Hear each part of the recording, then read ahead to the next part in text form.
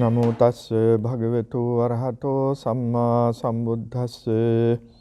ඒ භාග්‍යවතු අරිහතෝ සම්්‍යක් සම්බුද්ධ රාජෝත්තමයන්න් වහන්සේට මාගේ නමස්කාරේ වේවා. සාදු සාදු සාදු. පින්වතුනි, අපි පසුගිය කාල පරාසය තුල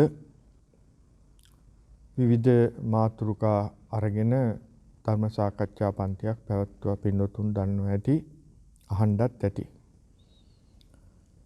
අහන්න අපහසු වුණා නම් අපේ දහම් නිකේතන මුහුණු පොතේ ඒ සියලුම දේශනා අන්තර්ගත වෙලා තිබෙනවා.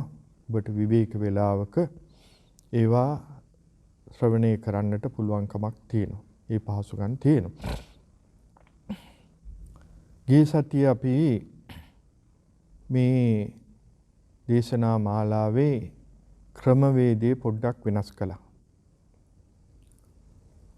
ඒ ඔබට තිබෙන ගැටලු පෞල් ජීවිතයේ ගැටලු නෙවෙයි, කියන්නේ පුද්ගලික ගැටලු නෙවෙයි. ධර්මයට අදාළ ගැටලු තියෙනවා නම් ඒවා අප වෙත යොමු කරන්නට, ඒවට ධර්මානුකූල විසඳුමක් අපි ලබා දෙන්න උත්සාහ කරනවා කියලා. ඒ අනුව විවිධ දේවල් අපිට ලැබුණා. ගිය සතියේ අපි තෝරගත්ත නිවැරදිව බෝධි පූජාවක් තියන්නේ කොහොමද කියන මේ මාතෘකාව. ඒකට හේතුව අපි ගිය සතියේ පැහැදිලි කළා. ඒකත් අපේ දහම් නිකේතන මුහුණු පොතේ අන්තර්ගත වෙලා තියෙනවා. පින්වතුන් ඇහුවේ නැත්නම් ඉද ප්‍රස්තාව තියෙනවා, ඒක අහන්න. එතනදී මම වඩා අවධානය යොමු කළේ අපි කරන කාර්යභාරය, අපි කරන කටයුත්ත හරියාකාරව කිරීම තුළින් මානසික වශයෙන් අපට ලබන්නට පුළුවන් සහනය පිළිබඳව ඔබට මතක් කරන්න. කරන්නම් වාලේ දුවන්නම් වාලේ දුවන එක කරන එක නෙවෙයි බෞද්ධයන් වශයෙන් අපි කළ යුත්තේ. බුදුරජාණන් වහන්සේ හැමතිස්සෙම අපට අවවාද දුන්නේ හිතන්න. නාචින්තයන්තෝ පුරිසෝ විශේෂ මදිගච්ඡති කියලා කිව්වේ නොසිතන මිනිසයා කවදාවත් ආධ්‍යාත්මික වශයෙන් විශේෂත්වයකට පත් වෙන්නේ නැහැ. හරියට එක තැනක තියෙන වතුර වගේ පල් වෙනවා. හිතන්න ඕනේ. මේ හිතනවයි කියලා කියන්නේ අනුන්ගේ වැරදි නෙවෙයි. අපිට ලෝකයේ පිළිබඳව, වටපිටාව පිළිබඳව, ස්වභාව ධර්මයේ පිළිබඳව, ගහකොළ පිළිබඳව, සතා සිව්පාව පිළිබඳව, යටත් පිරිසෙන් මේ අහසෙන් වැටෙන වැහි බිඳුව පිළිබඳව වුණත් අපිට හුඟක් හිතන්න තියෙනවා. මොකද මේවා හිතීම තුළින් අපට මේ සෑම දෙයකින්ම ලබන ඵලය, ප්‍රයෝජනය ඊටම සුපරික්ෂාකාරීව අපට ඒවා පරිභෝජනය කරන්න පුළුවන්. සුපරික්ෂාකාරීව. ඒක හරි වටින ඒ වචනේ. මං එහෙම කිව්වේ දැන් බලන්න මේ අපට ලැබෙන වතුර ටික අපි දන්නවා ඒකට මුදලක් වේදන් වෙනවා. සැබෑව. නමුත් අපි හිතන්න ඕනේ අපට මේ ලැබෙන වතුර ටික කරාමේ අරපුවාම, පයිප්පේ අරපුවාම අපට වතුර එනවා. අපේ තරුණ දරුවෝ, ළමයි ඒවා ගැන කිසි සැලකිල්ලක් නැහැ. ඒවා අපි දන්නවා හොඳට. දෙමව්පියොත් එහෙම කියනවා. අනේ හාමුදුරනේ අපේ ළමයි ඒ ගැන කිසි සැලකිල්ලක් නැහැ.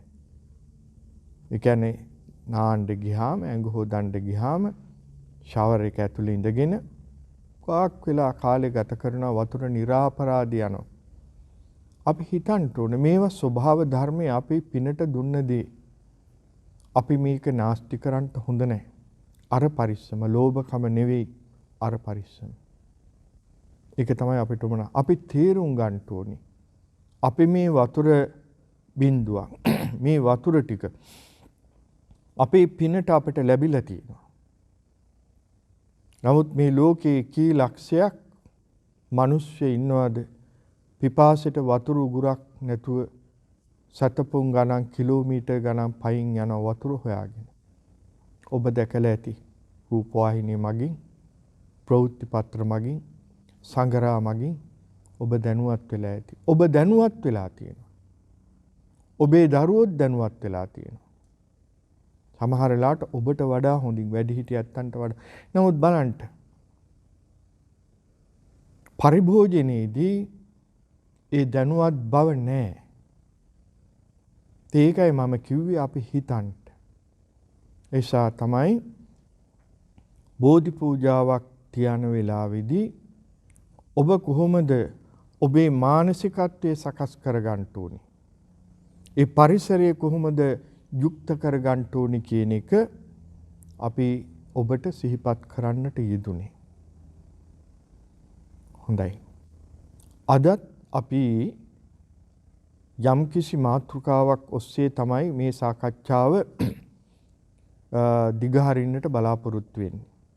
ගිය සතියේ අපි මතක් කළා පෞල් ජීවිතයේ පිළිබඳව ධර්මානුකූලව අපට ලබාගත හැකි උපදෙස් මොනවද කියලා. මහා රහසක් තියෙනවා.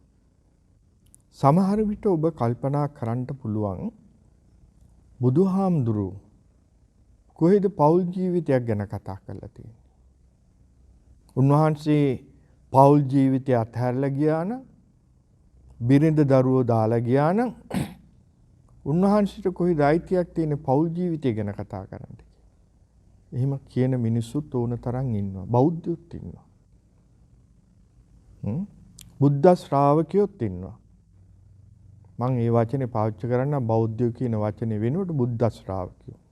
ඒ කියන්නේ බුදුහාමුදුරන්ගේ දහම අනුගමනය කරනවායයි කියලා කියන අයත් ওই විදිහට චෝදනාමුකින් කතා කරනවා. සමහර වෙලාවට කිසි ගෞරවයක් නැත. එයාට කොහෙද අයිතියක් තියෙන්නේ මේ ගැන කතා කරන්න. එයා. අපි කතා කරන්නේ බුදු පියාණන් වහන්සේ, බුදුරජාණන් වහන්සේ. නමුත් ඔය කියන සමහර බුද්ධ ශ්‍රාවකයෝ අර විදිහේ වචනේ පාවිච්චි කරනවා බුදුහාමුදුරන්ට. හැබැයි මෙතනදී මං ඔබගේ අවධානය යොමු කරන්න ඕනේ. ඔබ ගෞරවය ලබන්න බලාපොරොත්තු වෙනවා නම් ඔබ ගෞරවය අනුන්ට දෙන්න ඕනේ. බුදුරජාණන් වහන්සේ ගෞරවය බලාපොරොත්තු වෙන්නේ නැහැ. හැබැයි අපි උන්වහන්සේට ගෞරව කරනවා. ඇයි අපි ගෞරව කරන්නේ? අපි පුංචි කාලේ, ඒ කියන්නේ අපි මහාන වෙච්ච කාලේ අපිට කවදාවත් අපි ගුරුවරු බුදුන් කියලා කියන්න ඉගැන්වුවේ නැහැ. බුදුන් අපි බණ කියනකොට බුදුන් නැහැ. හැමතිස්සෙම අපිට දුන්නේ බුදුන් වහන්සේ, බුදු පියාණන් වහන්සේ, බුදුරජාණන් වහන්සේ කියන මේ ගෞරවයේ ගෞරවාන්විතව වචනේ පාවිච්චි කරන්න. ඒ අපට ලැබිච්ච ශික්ෂණය. මේක තියෙන්න ඕනේ. ඇයි අපි කට පුරා, මෝ පුරා, හදවත පුරා බුදුරජාණන් වහන්සේ කියන වචනේ පාවිච්චි කරන්නේ? මේ ලෝකේ මිනිස්සෙකුට කරන්ට අමාරු දේ බෑ කියන වචනේ මම පාවිච්චි කරන්නේ නැහැ. කරන්ට බැරි නම් උන්වහන්සේ කළා.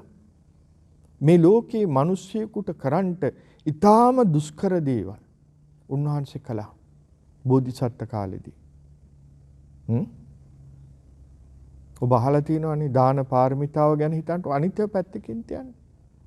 as is must lay අමුදරු රාජ්‍ය මේ තියෙන හැමදේම කාටද හිම දෙන්න පුළුවන්. මේ ඉතිහාසයේ ඔබ කියවලා තියෙනවා. ශාස්ත්‍රවරුන්ගේ ඉතිහාස කියවලා තියෙනවා. මොන ශාස්ත්‍රුන් වහන්සේද ඒ විදිහට පරිත්‍යාග කළා තියෙන්නේ? අපි අහලා තියෙනවා. ඔබ කියයි කවුද දැක්කේ? කොහෙද සාක්ෂි තියෙන්නේ? ඒකයි මම කිව්වේ. මෙතනදී අපට ඕන කරන්නේ සාක්ෂියට වඩා අපේ හෘද සාක්ෂිය. මොකද ඒ ලෞතුරු බුදු පදවියට පත්වෙන්න පාරමී ධර්ම පුරන්ට ඕනේ නම් ඒ පාරමී ධර්ම නොපුරා ඒ தත්වෙට පත්වෙන්න බැරි නම් උන්වහන්සේ தත්වෙට පත් උනායි කියන විශ්වාසය අප තුළ තියෙනවා නම් අනිත් ඒවා ගැන කතා කරන්න දෙයක් නැහැ. ඒ නිසා අපි හදවත පුරා බුදුරජාණන් වහන්සේ බුදු පියාණන් වහන්සේ කියලා කියනවා. ඒ නිසා තමයි අපි දෑත නළලේ තියාගෙන කට ඇරලා බුද්ධං සරණං ගච්ඡාමි ධම්මං සරණං ගච්ඡාමි කියලා කියන්නේ. එතකොට යම් කිසි බුද්ධ ශ්‍රාවකෙක් බුද්ධං සරණං ගච්ඡාමි ධම්මං සරණං ගච්ඡාමි කියලා මේ සරණ ගියා නම් ඔහු ඇය වචන හැසිරවීමේදී කොයි විදිහට හසුරවන්න ඕනද කියලා බලන්න. ඇයි? ධම්මං සරණං ගච්ඡාමි කියලා කියනකොට අපි ධර්මයේ අනුගමනය කරනවා. භික්ෂුවක් වෙන්න පුළුවන්, භික්ෂුණියක් වෙන්න පුළුවන්, උපාසක වෙන්න පුළුවන්, උපාසිකා වෙන්න පුළුවන්. අපි ධර්මයේ අනුගමනය කරනවා. ඒ ධර්මයේ අනුගමනය කිරීම තමයි ධම්මං සරණං ගච්ඡාමි කියලා කියන්නේ. නිර්වාණය අවබෝධ කර ගැනීම සඳහා අපි මේ දහම් පිළිවෙතේ ගමන් කරනවා. එතකොට මේ ධර්මය එහෙනම් අපි තුනුරුවන් පිළිබඳ විශ්වාසයක් අපි තුළ තියෙන්න ඕනනේ. කාටද? බුද්ධ ශ්‍රාවකයා තුළ. එතකොට කොටස් හතරක්නේ. භික්ෂු, භික්ෂුණී, උපාසක, උපාසිකා. මේ සිව්වණක් පිරිස ඇයි මේ தත්ත්වයට වැටුනේ? පත්ුනේ. වැටුනේ නෙමෙයි පත්ුනේ. ඒ කියන්නේ භික්ෂුණී, භික්ෂුණී වුණේ, උපාසකුණී, උපාසිකා වුණේ. හරි. දැන් භික්ෂු කියන වචනේ ඔබ දන්නවනේ. භික්ෂුන් වහන්සේලාට පාවිච්චි කරන වචනේ. භික්ෂුණී. අද ඒකත් ප්‍රශ්නාර්ථයක් වෙලා තියෙනවා. ඒ ගැන මම කතා කරන්නේ නැහැ. උපාසක උපාසිකා. එතකොට ඔබ කල්පනා කරයි කාටද මේ උපාසක කියලා හුන්තන. උපාසක. දැන් මේක අපි දහම් පාසලේදී හරි දහම් පාසලේ පොඩි දරුවෝ ඉන්නේ. වැඩිහිටියත් එක්ක සාකච්ඡා කරනකොට ඒගොල්ලන්ගෙන් ඇහුවොත් කාටද අම්මේ උපාසිකාව කියලා කියන්නේ? එක එක්කෙනාගේ මූණ බලා ගන්නවා. වයසක තාත්තා කෙනෙක්ගෙන් ඇහුවොත් කාටද තාත්තේ උපාසක කියලා කියන්නේ? ඒත් සමහරලාට කිය හාමුදුරනේ වයසට ගියාම පාවිච්චි කරන වචනයක් නෙවෙයි. ඇත්ත. මොකද ඒ ඇත්ත වයසට ගියාම හරි කැමති තනතුරට උපාසක, උපාසකම්මා, සද්ගුණවත්, මහා දානපති, උපාසිකාව කියලා වචනේ සමහර ඇත්ත පාවිච්චි කරන හරි කැමති. හැබැයි ඔබ බලන්න මේ උපාසක භාවය ඔබට ලැබුණේ වයසට යෑමත් සමග ලැබෙන තානාන්තරයක්ද? නැහැ. නැහැ. යම් කිසි දවසක ඔබ බුද්ධං සරණං ගතෝ හෝති ධම්මං සරණං ගතෝ හෝති සංඝං සරණං ගතෝ හෝති එත්තාවතානකෝ මහා නාම උපාසකෝ භවිස්සති. බුදුහාමුදුරුවෝ මහා නාම ශාක්‍ය රජුරවන්ට පැහැදිලි කරනවා මහා නාම උපාසක වෙන්නේ කොහොමද? කෙනෙක් උපාසක භාවයට පත් වෙන්නේ කොහොමද? කෙනෙක් බුද්ධ ශ්‍රාවකෙක් වෙන්නේ කොහොමද? ත්‍රිපිටකයේ කියවලා බලන්න. සමහර ඇත්තෝ බුදුහාමුදුරන්ගෙන් බණ අහලා ඒ ධර්මයට පැහැදිලා ධර්මාවබෝධය ඇති කරගත්තාම බුදුරජාණන් වහන්සේ ළඟට ඇවිල්ලා කියනවා බුදුහාමුදුරනේ ගෞතමයන් වහන්සේ මාව ඔබ වහන්සේගේ ශ්‍රාවකෙක් කරගන්න. අන්න බුද්ධ ශ්‍රාවක. එතකොට බුදුරජාණන් වහන්සේ ඔහුට තිසරණේ බුද්ධං සරණං ගච්ඡාමි ධම්මං සරණං ගච්ඡාමි සංඝං සරණං ගච්ඡාමි එත්තාවතානුකෝ මහානාම උපාසකෝ භවිෂ්‍යති අන්න ඔහු උපාසක. එතකොට දැන් මේ තුනුරුවන් පිළිබඳව විශ්වාසයක් අපිට තියෙන්න උනනේ. ඒ විශ්වාසය නිසානේ අපි ඒක සරණ යන්නේ, ඒක අනුගමනය කරන්නේ. ඒ තුනුරුවන් විශ්වාසය නිසා, තුනුරුවන් විශ්වාසය අපට ඇති වෙන්නේ ධර්මයේ නිසානේ. දැන් බලන්න අර බුදුහාමුදුරු ළඟට බණහන්ට ගිය ඇත්තෝ සමහර වෙලාවට බුදුහාමුදුරන්ගේ රූපශ්‍රිය දැකලා ශ්‍රද්ධාව ඇති කරගන්න පුළුවන්. වක්කලි හාමුදුරුවෝ වගේ ඇත්තෝ හිටියා. සමහර ඇත්තෝ බුදුරජාණන් වහන්සේ දේශනා කරන ධර්මය අහලා ඒ ධර්මයට පැහැදිලා ඒ ධර්මයේ පිළිබඳව වටහාගෙන තේරුම් අරගෙන අවබෝධයෙන් යුක්තව තුනුරුවන් සරණ ගිය ඇත්තෝ හිටියා. එතකොට මේ තුනුරුවන් සරණ ගියේ මොනවා නිසාද? ඔහු හෝ ඇය තුල මොකද්ද තිබුණේ? ශ්‍රද්ධාව. හොඳට මතක තියාගන්න. ශ්‍රද්ධා අපි මේක හැමතිස්සෙම පාවිච්චි කරනවා. බණ කියන්ට ගියාම ශ්‍රද්ධාවන්ත පින්නතුණී කියනවා. පූජාතියන්ට ගියත් හැම පින්කමකදීම අපි පින්නතුන්ට ආමන්ත්‍රණය කරන්න පාවිච්චි කරන වචනේ ශ්‍රද්ධාවන්ත පින්නතුණී. ඒක තමයි අපට ආවේනික වචනේ. භක්ති නෙමෙයි. භක්තිය අපට ආවේනික වචනයක් නෙමෙයි. ඒක දේව ආගමට ආගමික වෙච්ච, ඒක ආවේනික වෙච්ච වචනයක්. අපට ආවේනික වචනේ ශ්‍රද්ධා. මොකද්ද ශ්‍රද්ධා කියන්නේ? සද්දෝති සද්ධාති තථාගතස්ස බෝධි. තථාගතයන් වහන්සේගේ අවබෝධය, බෝධි කියලා කියන්නේ ඒකයි. අවබෝධය. බෝධි උච්චති චතුසුමග්ගේසු ඥානං. ගිය සතියේ මං කිව්වා. බෝධි කියලා කියන්නේ සූ මගට නම. එහෙනම් ඒ තථාගතයන් වහන්සේගේ අවබෝධය මගේ අවබෝධය සඳහා මට ප්‍රමාණවත්. තවත් මම පැහැදිලි කරන්න. බුදුරජාණන් වහන්සේ විසින් දේශනා කළ ලද ධර්මය මගේද නිර්වාණ අවබෝධය සඳහා මට ප්‍රමාණවත්. එතකොට මම වෙන කවුරුවත් සරණ යන්නේ නැහැ. මොකටද මම සරණ යන්නේ?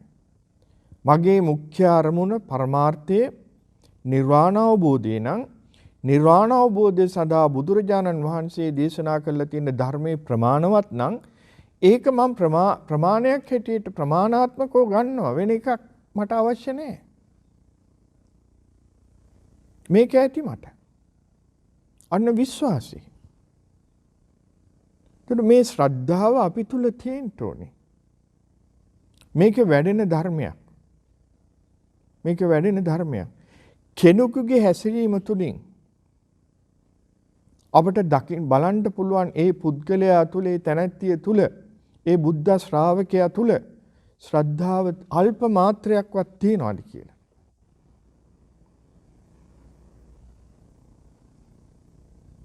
ඔබ විමසීලෙන් බලන්න. එතකොට මම මේ කියාගෙන ඉන්නේ බුදුරජාණන් වහන්සේ දැන් මම මේ මතක් කරගෙන මේ ඔක්කොම කරගෙන ඉන්නේ එතෙන්.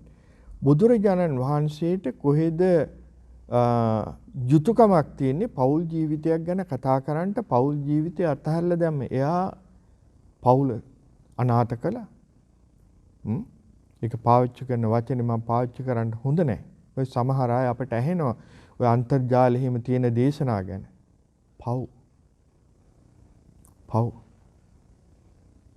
හරියට තමන්ගේ තාත්තට පරිභව කරනවා වගේ. අපේ පියා බුදු පියා. එහෙනම් ඒ හැඟීම අපේ හදවත තුල තියෙන්න ඕනේ. ඒක උඩින් ගෙනල්ලා දාන්න බෑ. ඒක බලෙන් පුවන්න බෑ. ඒක වැඩෙන ධර්මයක්. ඒ ශ්‍රද්ධාව වැඩෙන්නේ ධර්මය අපි තුල වැඩෙනවා නම්. ධර්මය අපි තුල වැඩෙනවා නම්.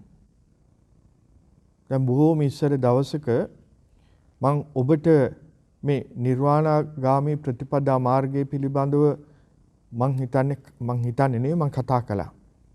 සප්ත විසුද්ධීන් ඔබ මාර්ගඵලලාභීෙද්ද කියන මාතෘකාව යටතේ අපි කතා කළා. මග්ගා මග්ග ඥාන දර්ශන විසුද්ධිය කියලා එකක් තියෙනවනේ. එතනදී මේ මග නොමග පිළිබඳව පැහැදිලිව. එතනදී අර භාවනා කරගෙන යන යෝගාවචරයට මේ ශ්‍රද්ධාව වැඩෙනවා. ශ්‍රද්ධාව වැඩෙන්න පටන් ගන්නවා.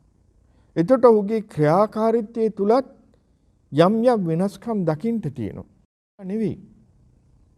අර ධර්ම මාර්ගයේ ප්‍රගුණ කරගෙන යනකොට ඔහුට හෝ ඇයටම වැටහෙන අවබෝධය එනවා. අනේ මේ පොඩ්ඩක් මම මේ පුරුදු කළා.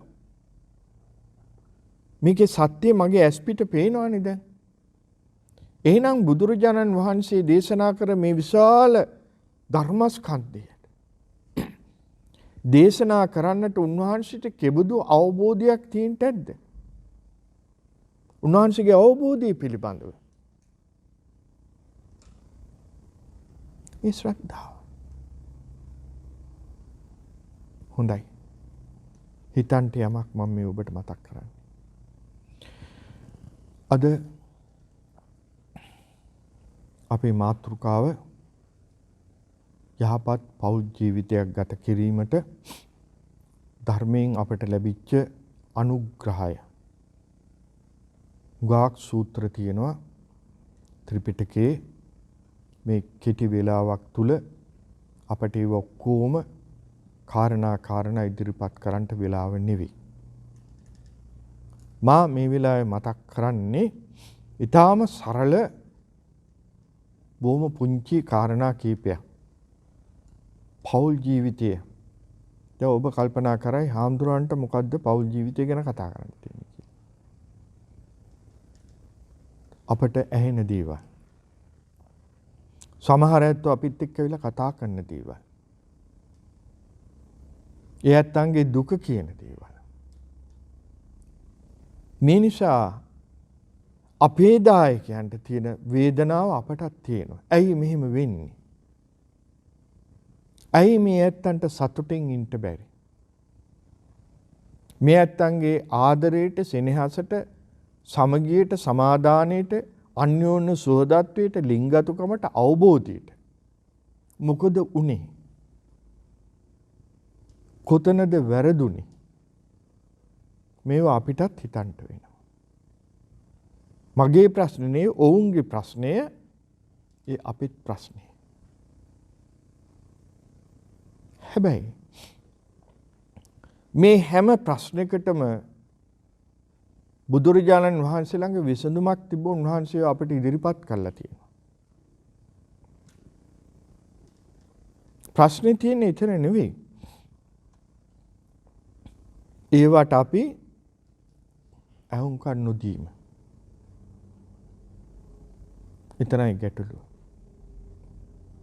එතනයි ගැටලුව.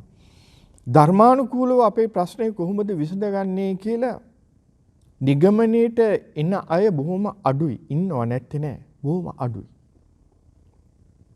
ඒත්තෝ තමන්ගේ ගැටලු වලට විසඳුම් හොයන්න වෙන මාර්ග දැන් තියෙනවානේ. පෞල් උපදේශකයෝ වෙන්නවා. අරවා තියෙනවා, මේවා තියෙනවා, නොයෙකුත් සංවිධාන තියෙනවා. ඒවට යනවා. බොහෝ වෙලාවට පෞල් අවුල් වෙන උපදෙස් ලැබෙනවා. එහෙම ගිහිල්ලා පෞල් අවුල් වෙලා පෞල් කඩා කප්පල් කරගෙන පියාට දරුවෝ නැති වෙලා අම්මට දරුවෝ නැති වෙලා ඒ දරුවන්ට දෙමව්පියෝ අහිමි වෙලා හරි පව්.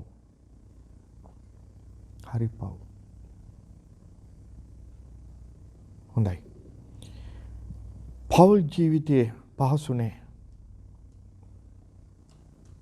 මේක පහසු ජීවිතයක් නෙවෙයි. ඒක අපිට පේනවනේ. මේක කැපකිරීමක් කරන්න ඕනේ. කුයි ජීවිතෙත් එහෙමයි. පැවිදි ජීවිතයත් එහෙමයි කැපකිරීම කරන්න වෙනවා. අනුන් වෙනුවෙන් සමහර වෙලාවට. අනුන්ගේ සුභ සිද්ධිය වෙනුවෙන් අනුන්ගේ හිතසුව පිණිස අපටත් යම් කැප කිරීම කරන්නට වෙනවා. ඔබගේ ජීවිතයේත් යහපත උදෙසා සමගිය උදෙසා ආදරයේ සෙනෙහස උදෙසා යම් කැපවීම කරන්නට සිද්ධ වෙනවා. මොකද අද මොකද වුනේ? හොඳයි. දැන් දෙන්න දෙමාළු විවාහ වෙනවා. අපේ පැරණි වචනයක් ඕකට තියෙනවා විවාහයට සහයට ගන්නවා. සහායට ගේනවා. සහකාරී. ඒ කියන්නේ අර ඔබ දැකලා තියෙනවනේ පත්තරේ ඔය දැන්වීම් දානවා. සහකාරයෙක් වුමනා කර තිබේ. සහකාරියක් වුමනා කර තිබේ. ඒ කියන්නේ සහායට ගේනවා. ඕ තමයි ඉස්සර අපි පාවිච්චි කරපු වචනේ අපේ රටේ ගම්බදවල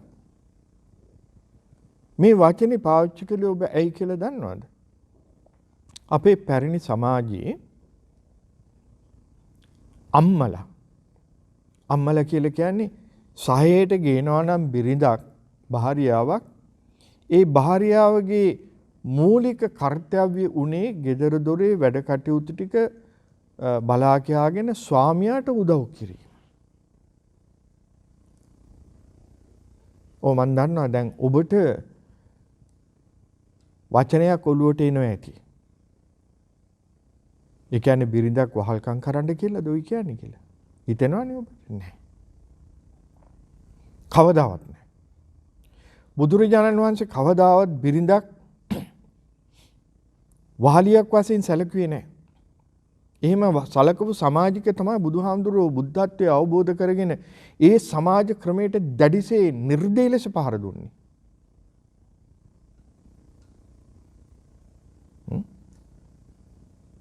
ඔව් වසල සූත්‍රය අරගෙන බලන්න. පරාභව සූත්‍රය අරගෙන බලන්න. ඒ වගේ අවස්ථාවල් නිසා නිර්දේය ලෙස පහර දුන්නා. ඒ තමයි ලෝකේ පහළ වෙච්ච එකම ශාස්ත්‍රවරයා. නිර්භයව කාන්තා පක්ෂයේ වෙනුවෙන් හඬක් නගපු හේතුව බුද්ධ කාලීන සමාජයේ ස්වාමියා මුල බිරිඳ යට. ඒ නිසා ඒ ස්වාමියාගේ ආධිපත්‍යය තුල කටයුතු කළ යුතුයි බුදුහාමුදුරුවෝ ඒක විනාශ කළා. ඒ නිසා තමයි උන්වහන්සේ ගොඩනගාපු බුද්ධ රාජ්‍යය හරි බුදුරජාණන් රජාණන් ඒ උන්වහන්සේ තමයි රජුරු. උන්වහන්සේ ගොඩනගාපු බුද්ධ රාජ්‍යයක් තිබුණා. ඒ බුද්ධ රාජ්‍යයේ උන්වහන්සේ දෑගසව්වන් සරුවත් මුගලන් දෙදෙනා වහන්සේ පත් කරනවා වගේම භික්ෂුණීන් වහන්සේලාත් පත් කළා. ඇයි? කාන්තාවට සමතන දෙන්න ඕනේ. සමතන දෙන්න. එක්කලේ බුදුහාමුදුරුවෝ. එහෙනම් මේ පෞල් ජීවිතය ගැන කතා කරන්නට උන්වහන්සේ මැලි වුණේ නැහැ. පැහැදිලි කළා. ඒකට දැන් මේ දෙන්න දෙමාළු අතරේ මේ ඇතිවෙන ගිවිසුම. දැන් සමහර වෙලාවට ගෙවල් වලදී මම ඕක අහනවා. ඔබ විවාහ වෙන දවසේ මෙහෙම ගිවිසුමක් ගත වුණානේ මෙහෙම වාක්‍යයක් කියවනේ. දැන් මොකද වෙලා තියෙන්නේ? අන්න ඒ හේතුවට මොකද්ද කියලා අහන්න ඕන පිළියෙමට නෙමෙයි. ප්‍රතිඵලය නෙමෙයි. හේතුව බලන්න. එතකොට දැන් සහයට ගේනවා. මං කියවනේ වහලියක් නෙවෙයි. කටයුතු ටික කරගන්න. මොකද ස්වාමියා තමයි ගෙදර සියලු අවශ්‍යතාවයන් ඉටු කරන තැනැත්තා. අපි කියනවානේ බ්‍රෙඩ් විනර් කියලා. අයියා තමයි අපේ පවුලට ආර්ථිකය සපයන්නේ. තාත්තා. එයා රැකියාව කරනවා. එයා අපට මුදල් ගේනවා. අම්මා ඒවා කළමනාකරණය කරගන්නවා. ගෙදර දොරේ කටයුතු ටික මනාව පාලනය කරගෙන අම්මා ලස්සනට කටයුතු ටික කරනවා. අන්න ලස්සන පවුලක්. නූතන සමාජයේ මේක වෙනස් වුණා.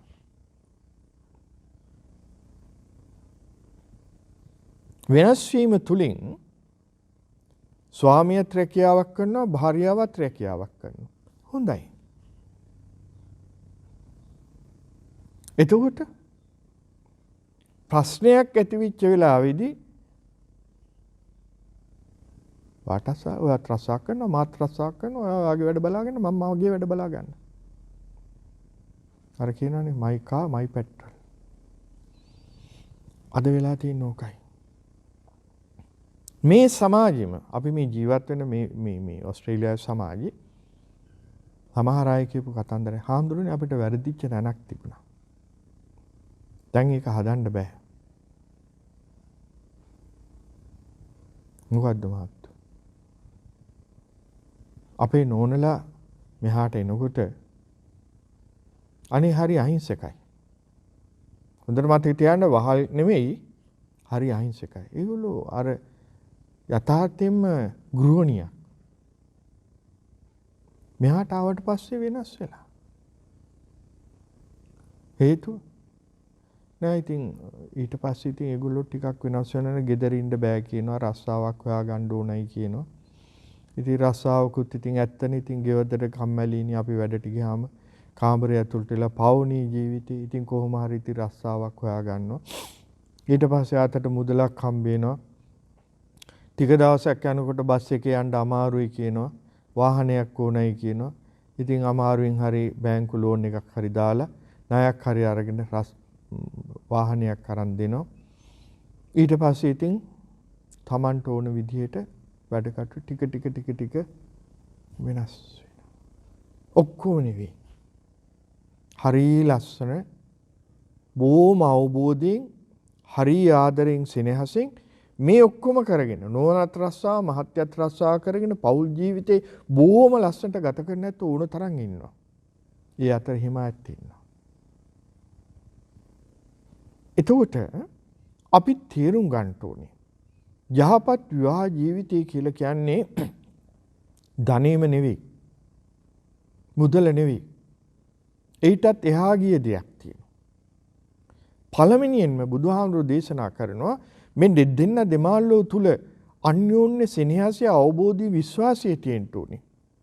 දැන් වහලා තියනවාද බුද්ධ කාලේ ජීවත් වුණ නකුල මාතා නකුල පිතා කියලා දෙන්නෙක්. මේ දෙන්නාගේ ගෙදරට බුදුරජාණන් වහන්සේ වැඩපු වෙලාවේ මේ දෙදෙනා බුදුහාමුදුරන්ට ඒ දෙන්නා ගැන කතා කියනවා. බුදුහාමුදුරනේ මම මුන්දව මේ භාර්යාව නකුල මාතාව කරකාර බැඳගත්තේ බොහොම ලාබාල වයස ඉන්දියාවේ එහෙමනේ. අදත් එහෙම තියෙනවනේ. එදා මේ ධාතුල උන්ද කවදාවත් උන්ද නිසා මගේ හිත පෑරුණේ නැහැ. මට කේන්ති ගිහිල්ලා නැහැ. මම බැනලා නැහැ. ඒ විතරක් නෙවෙයි බුදුහාමුදුරනේ කවදාවත් මම වෙන ස්ත්‍රියක්ව හිතින්වත් ප්‍රාර්ථනා කළා නැහැ. වෙන ස්ත්‍රියක් ගැන බලන්න කාටද මේ කියන්නේ? අනුන්ගේ හිත කියන්න පුළුවන් බුදුහාමුදුරන්ට. එතකොට විවාහ ප්‍රාප්ත වෙච්ච දවසේ ඉඳලා අර වයෝවෘද්ධ භාවයට පත් වෙනකම්ම බිරිඳ නිසා ස්වාමියාගේ හිත වේදනාකාරී ප්‍රකෝපකාරී තත්ත්වයට පත් උනේ නැtei. අපි දෙන්න තාමත් එදා වගේ ආදරෙන් සෙනෙහසින් බුදුහාමුදුරනේ ජීවත් වුණේ අන්‍යෝන්‍ය අවබෝධයෙන්. අනේ බුදුහාමුදුරනේ නිවන් දක්නා ජාති දක්වා මම මුන්ද මගේ බිරිඳ වේවා කියලා මම ප්‍රාර්ථනා කරනවා. මේ ලෝකේ කාටද එහෙම කියන්න පුළුවන්? ඔබ කියයි. ඔබේ හිත අපිට කියන්න බැරි හින්දා. මතක තියාගන්න මේ කියන්නේ බුදුහාමුදුරන්ට. අර නකුල මාතාවත් ওই ටික කිව්වනේ කොහොමම. හිතලා බලන්න මේ ඇත්තෝ කොයි විදිහේ ජීවිතයක් ගත කොයිතරම් සුපිරිසුදු ජීවිතයක් ගත කරන්නද? අන්‍යෝන්‍ය අවබෝධයෙන්, විශ්වාසයෙන්, ආදරයෙන්, සෙනෙහසෙන් මේ සියල්ල අන්න එබඳු ජීවිත දේවෝ දේවියය සද්දින් සංවසති යන බුදුහාමුදුරෝ සංවාස සූත්‍රයේ දේශනා කරනවා. දේවෝ දේවියය සද්දින් සංවසති. දේවතාවෙක් දේවතාවියක් සමග ජීවත් වෙනවා. එහෙනම් එතන දිව්‍ය ලෝකේ. අද අපේ නිවහන දිව්‍ය ලෝකයක්ද අපායක්ද කියලා ඔබම කල්පනා කරලා බලන්න. ඇයි අපට එහෙම වුනේ? බොහොම සුළු ප්‍රශ්නයක්. විය හැකි. බොහොම සුළු ප්‍රශ්නයක්. ඒ ප්‍රශ්නෙට විසඳුම් හොයාගන්න ගිහිල්ලා පටලවගෙන අන්තෝ ජටා බහි ජටා වෙලා අන්තිමට ඒකාන විසඳුම දෙපැත්තට වීම. ඒක නෙවෙයි වෙන්න ඕනේ. ඒතර දැන් බුදුහාමුදුරුවෝ කියන්නේ මොකද්ද? දේශනා කරන්නේ මොකද්ද මේ දෙන්නට? ඒ දෙන්නම ප්‍රාර්ථනා කරනවානේ බුදුහාමුදුරුවෝනේ අපි නිවන් දක්නා ජාති දක්වා නැවත නැවත හමු වෙන්න ප්‍රාර්ථනා කරනවා, මුණ ගැහෙන්න ප්‍රාර්ථනා කරනවා. බුදුහාමුදුරුවෝ දේශනා කරන ඔබ දෙපළ ඒ විදිහට සංසාරේ නැවත නැවත මුණ ගැහෙන්න නිවන් දක්නා ජාති දක්වා මේ යන ගමනේදී මුණ ගැහෙන්න බලාපොරොත්තු වෙනවා නම් මෙන්න මේ ටික ඇති කරගන්න. සමසද්දා, සමසීලා, සමචාගා, සමපඤ්ඤා. ශ්‍රද්ධා මේක ආගමික වශයෙන් උ සමාජික වශයෙන් උ මං ආගමික වශයෙන් තියෙන එක පොඩ්ඩක් පැත්තක තියනවා. ශ්‍රද්ධා මං ඉස්සෙල්ලා කිව්වා තුන්රුවන් පිළිබඳව අපි තුල ඇති කරගන්න විශ්වාසය. ඒක තියෙන්න ඕනේ. ඊළඟට ස්වාමියෙක් වශයෙන් බිරිඳ පිළිබඳව විශ්වාසය. බිරිඳ පිළිබඳව ස්වාමියා පිළිබඳව තියෙන විශ්වාසය. මේක හරි වටිනවා. මේක තමයි අත්‍යවාරම පෞල් ජීවිතය. අපි ගෙයක් හදන්න කලින් හොඳ ෆවුන්ඩේෂන් එකක් අත්‍යවාරමක් දානවා. බැරි වෙලාවත් මේ අත්‍යවාරම පිපුරුවොත්, දෙදරුවොත්, ක්‍රැක් වුණොත් අපි දන්නවා මුළු ගේම ඉවරයි.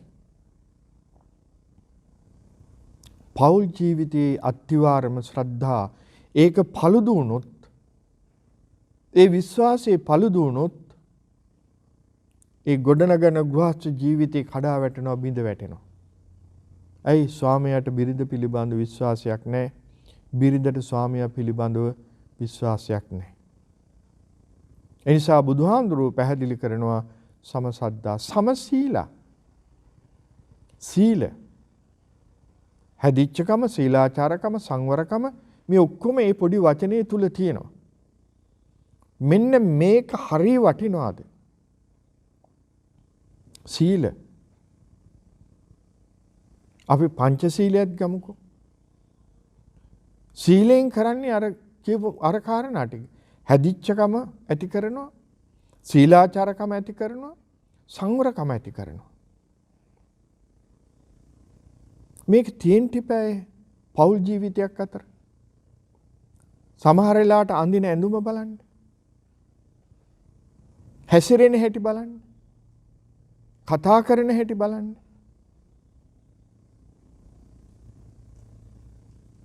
ප්‍රශ්න. මෙන්න මේවා තමයි ප්‍රශ්න. මූලික වශයෙන් අපි කල්පනා කරන්න ඕනේ මම ඇඳුමක් අඳින්නේ මොකටද? ප්‍රදර්ශනයට නෙවෙයි. අංග ප්‍රත්‍යංග ප්‍රදර්ශනය කරන්නට නෙවෙයි. බුදුරජාණන් වහන්සේ අපිට පැහැදිලි කරනවා මේ සිවුර පුරවනකොට හිතන්න යාව දේව හිරිකෝපීන පරිච්ඡාද නැත්තම් හිරියෝතප් දෙක වහගන්න. ලැජ්ජ බය දෙක. මේක ඕනේ. කාන්තාවක් වශයෙන් විවාහ ප්‍රාප්ත වෙච්ච තැනැත්තියක් වශයෙන් නැති වුණත් ඔබ අඳින ඇඳුම ගැන ඔබ සැලකිලිමත් වෙන්න. ස්වාමියාත් එහෙමයි. දෙන්නම. එතකොට මේ සීලය හැදිච්චකම, සීලාචාරකම, සංවරකම ඔබ තුල, බිරිඳ තුල, ස්වාමියා තුල තියෙනවා නම් ඔබට බය වෙන්න දෙයක් නැහැ නේ ඔබේ පෞල් ජීවිතය ගැන. ඔබට සැකයක් ඇති කරන්න දෙයක් නැහැ නේ ඔබේ බිරිඳ ගැන. ඔබට සැකයක් ඇති කරගන්න දෙයක් නැහැ නේ ඔබේ ස්වාමියා ගැන. ඇයි? ඔබ තුල විශ්වාසය තියෙනවා, ශ්‍රද්ධාව තිබුණා. නිසා මම දන්නවා මගේ ස්වාමියා තුල හැදිච්චකම තියෙනවා, සීලාචාරකම තියෙනවා, සංවරකම තියෙනවා. ඔහු අතින් වරදක් වෙන්නේ නැහැ. ලෝකෙ මොන කිව්වත් ඔබට ප්‍රශ්නයක් නැහැ. ඔවුනොන්ට විශ්වාසන. ඊළඟට සමචාගා. මේකත් ගැටලුකාරී තත්වයක් අද සමාජයේ පෞල් ජීවිත අතර තියෙන. අපිට ඇවිල්ලා කතා කරන අය අපිට බොහොම තේරෙනවා. ස්වාමියා තමන්ගේ අයට, තමන්ගේ අම්මා තාත්තට, තමන්ගේ නංගිලා මල්ලිට උදව් කරනකොට සමහර බිරින්දෑවලු කැමති නැහැ. එයා සලකන්නේ එයාගේ අයට විතරනේ, අපේ අයට නැහැනේ. ඔන්න පටන් ගන්නවා.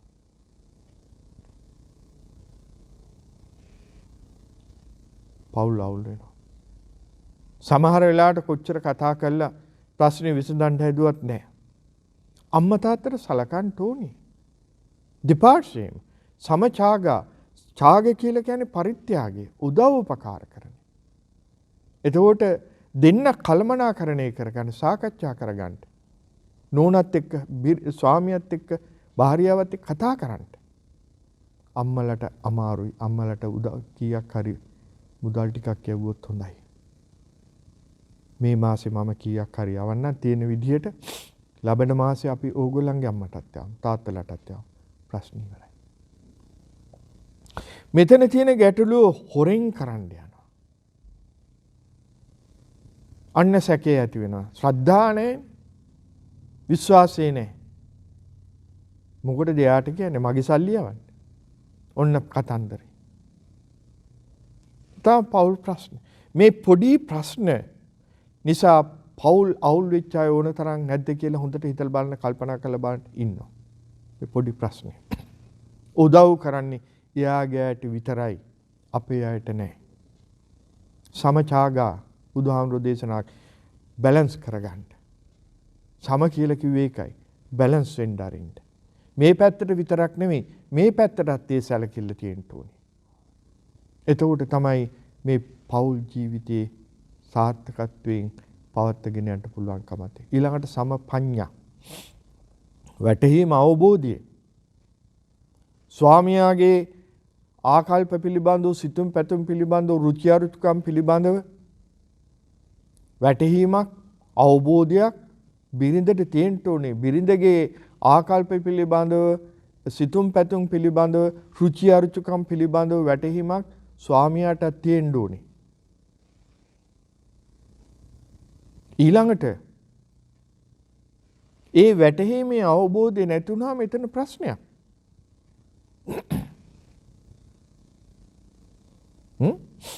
ඒ නිසානේ සමහර පෞල් ප්‍රශ්න ඇති වෙනකොට කියන්නේ මෙච්චර කාලයක් මේ මිනිස්සෙක් ඉඳලා තාම බැරුණානේ මේ මිනිහට මාව තේරුම් ගන්න. මේ මිනිස්සයත් ඒක කියනවානේ මෙච්චර කාලයක් ඉඳලා මට තාම බැරුණානේ මේ ගෑණියව තේරුම් ගන්න. උත්තර ප්‍රශ්නේ. දැන් බලන්න බුදුහාඳුරු මේ ටික කොච්චර ලස්සනට ඔබට කියලා දීලා තියෙනවද කියලා.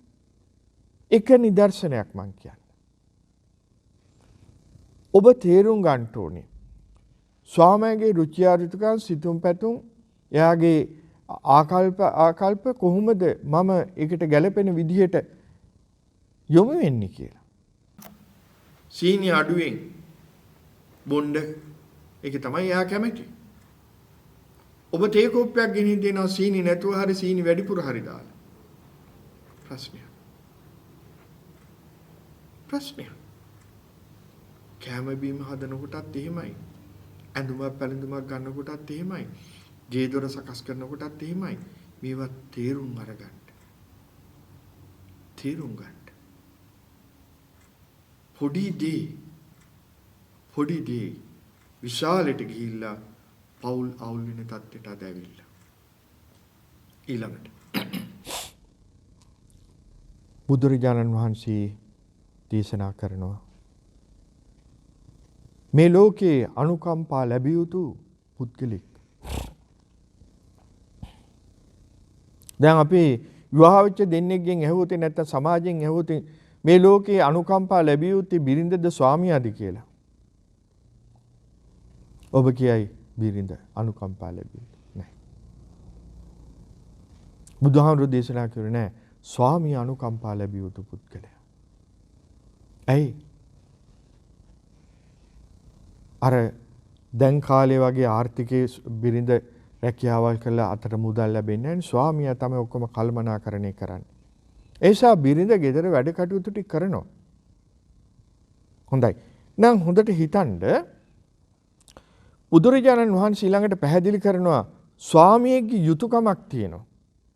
දැන් යුතුයකම්නේ.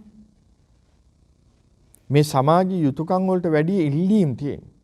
ඩිමාන්ඩ්. යුතුයකම් පැත්තක තියන්න. යුතුයකම් කරන්න කලින් ඉල්ලීම්. හැබැයි අපි ඉල්ලීම් ඉල්ලන්න කලින් අපේ යුතුයකම් ටික අපි කරන්න. මොනවද ස්වාමියෙක්ගේ යුතුයකම්? දැන් පෞල් ජීවිතයක ස්වාමියෙක්ගේ මූලික යුතුයකම තමයි සම්මානනාය. සම්මානනාය කියන්නේ තමන්ගේ බිරිඳට ගෞරවණීය තත්ත්වය ලබා දෙන එක. ගෞරවණීය තත්ත්වය. ඒ කියන්නේ මේ මගේ බිරිඳ. මේ මගේ උපස්ථායිකාව. මේ මගේ සහායිකාව. මේගේ මගේ මිතුරිය. ඒ නිසා ස්වාමියාගේ යුතුයකමක් තියෙනවා ඒ තමන්ගේ භාර්යාවට ගෞරවණීය තැන තියන්න. මේක හොඳට මතක තියාගන්න. අද බොහෝ සමාජය තුල සමහර සමාජ තුල මේ තත්ත්වේ නැහැ. ඒක ගිහිල්ලා. ඊළඟට අනවමානනාය. පිරිස ඉදිරිපිට මොන හේතු නිසාවත් තමන්ගේ බිරිඳට අවමන් කරන්න, අගෞරව කරන්න, පාච්චල් කරන්න, පහත් කරලා කතා කරන්න එපා.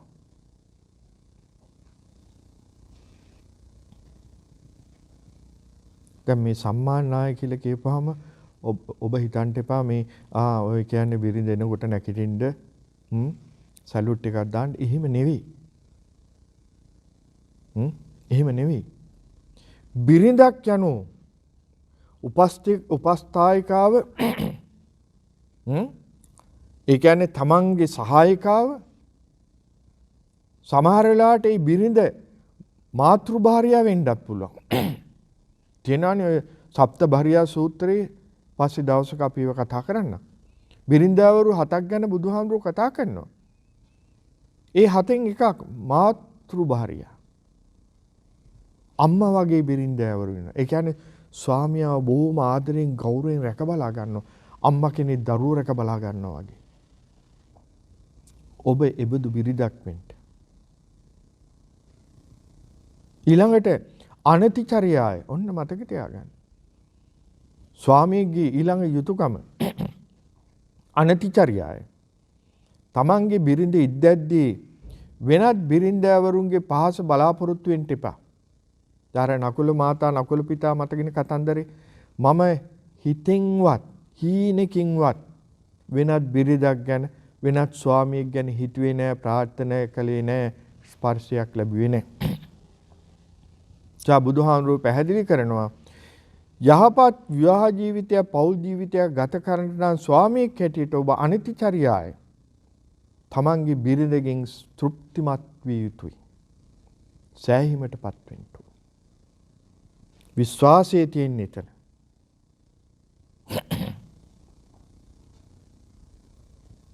මේවා කියාගෙන යනකොට සමහර ඇත්තන්ට ප්‍රශ්නාර්ථ දෙන්න පුළුවන් මට කරන්න දෙයක් නැහැ. ඊළඟට ඉස්සරිය වස්සක් ගේන. ඉස්සරිය වස්සක් ගේනේ කියලා කියන්නේ ස්වාමියේගේ යුතුයකම තමන්ගේ බිරිඳට ඒ අවශ්‍ය කරන සම්පත් දානය කරන්න. ඉස්සරිය වස්සක් ගේන කියලා කියන්නේ ඒකයි. දැන් ඉස්සර සමාජයේ බැංකු තිබුණේ නැහනේ. හම්බ කළා නම් යමක් ඒක ගෙනල්ලා බිරිඳට දෙන්නේ. එයා තමයි කලමනාකරණේ. භාණ්ඩාගාරිකතුමිය. හදිස්සියට මුදලක් වුණා බිරිඳගෙන් ඉල්ලන්න ඕනේ. මට රුපියල් 50ක් දෙන්න. 50 තියෙද්දි බිරිඳ කියන්නේ 50ක් තියනවාද දන්නේ නැහැ හොයලා බලලා දෙන්න 40යි දෙන්නේ 50ක් තියෙනවා. මොකද ස්වාමියා ලව්වා බලනවා 50න් කරන වැඩේ 40න් කරගන්න. මොකද බිරිඳවරු ටිකක් ලෝභයි. ඒ ලෝභකම අර පරිස්සම. ඒ නිසා තමයි සම්බතං ඉස්සරිය වොස්සක් ගේන. ඒ සීල සම්පත්තියට පවරන්න කලමනාකරණය. ඊළඟට අලංකාරානුපදානෙන් ඔන්න තවත් ප්‍රධාන දෙයක්. අලංකාරානුපදාන. බිරිඳ කැමති දේවල් තියෙනවනේ. අනේ බිරිඳ රස්සාව කරන්නේ නැහෙනේ. ස්වාමියානි හම්බ කළ ඉස්සර සමාජ. ඒ නිසා ස්වාමියාගේ යුතුයකම බිරිඳ කැමති දේ තියෙනවා. ඇඳුම් පැළඳුම් වලට කැමති පාටක් තියෙන්න පුළුවන්, කැමති ඇඳුමක් තියෙන්න පුළුවන්, කැමති කෑමක් තියෙන්න පුළුවන්, සපත්තු දෙකක් තියෙන්න පුළුවන්. මොනවා හරි දෙයක් අලංකාර උපදා කියලා දෙන්න. ඒක තමයි මේ කියන්නේ. කාගෙන්ද ඉල්ලන්නේ බිරිඳ? තමන්ගේ ස්වාමියාගෙන් ඉල්ලනව ඇර වෙන කාගෙන් ඉල්ලන්නද? ස්වාමියා තේරුම් ගන්නට එපා මේ මිනිස්යාට මේක අවශ්‍යයි.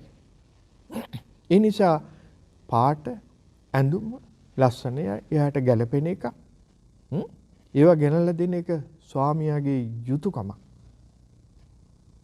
එතකොට මෙන්න මේ කාරණා යුතුයකම් ටික බිරිඳ වෙනුවෙන් ඉටු වෙනකොට බිරිඳ මොනවද කරන්න ඕනේ? බුදුහාමුදුරුවෝ ඒකත් පැහැදිලි කරනවා. මොකද්ද බුදුරජාණන් වහන්සේ දේශනා කරුවේ? සුසංවිහිත කම්මන්තා. බිරිඳගේ යුතුයකමක් මේ ස්වාමියාගේ කාර්යභාරය කටයුතු පිළිබඳව හොඳට කළමනාකරණය කරගන්න. ඒක තමයි සංවිත කම්මන්තා කියලා කිව්වේ. ස්වාමියා ව්‍යාපාරයක් කරනවා නම්, ගොවිතැනක් කරනවා නම්, ගව පාලනයක් කරනවා නම්, වෙන මොකක් හරි කරනවා නම් ඒවා ලස්සනට කළමනාකරණය කරගැනීමේ හැකියාව බිරිඳට තියෙන්න ඕනේ. බිරිඳ ඒව කරන්න.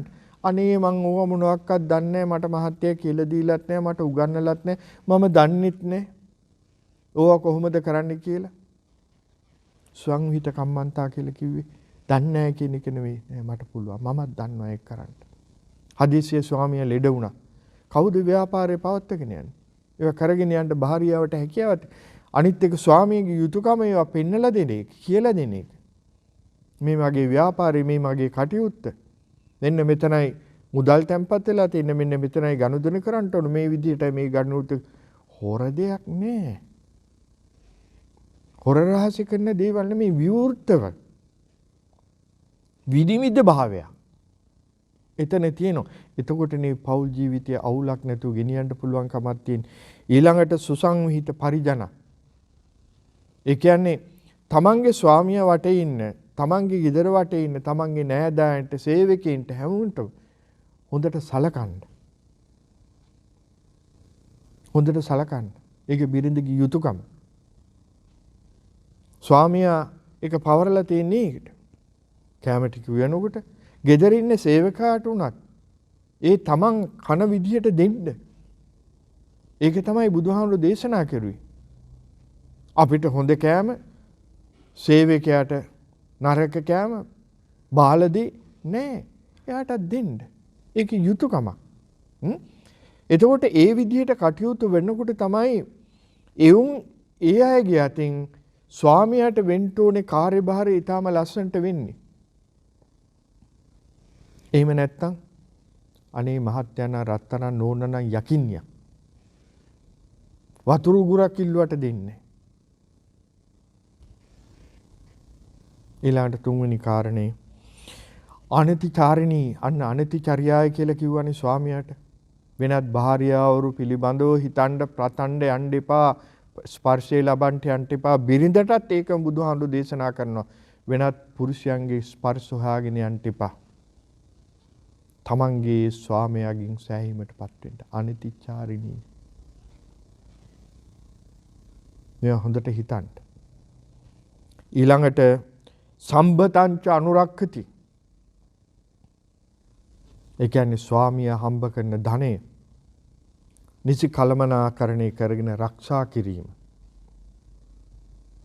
ලෝභ කමට ගොඩ ගහ ගැනීම නෙමෙයි, සංරක්ෂණය.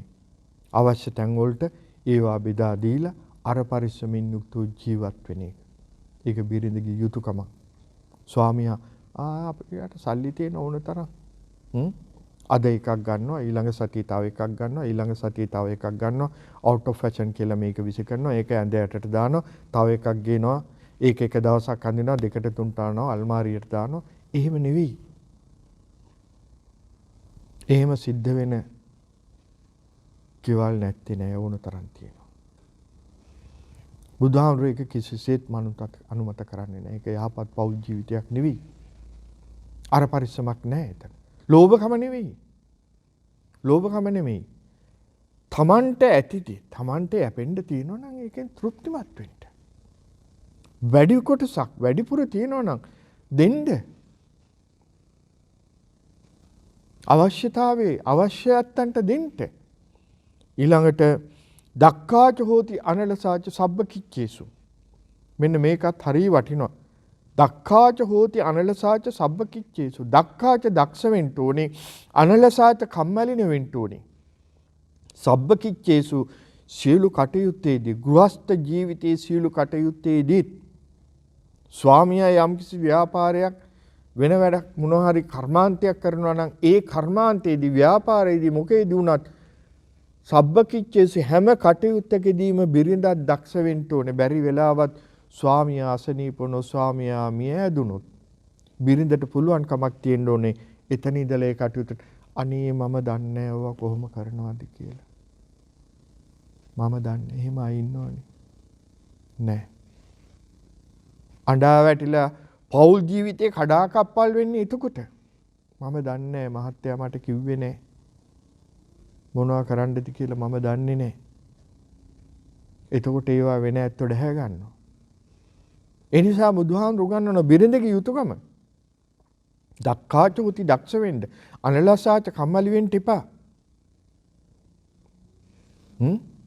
කමාරු ස්වාමියා වැඩට යනවා, ඒත් බිරිඳයි නිදි.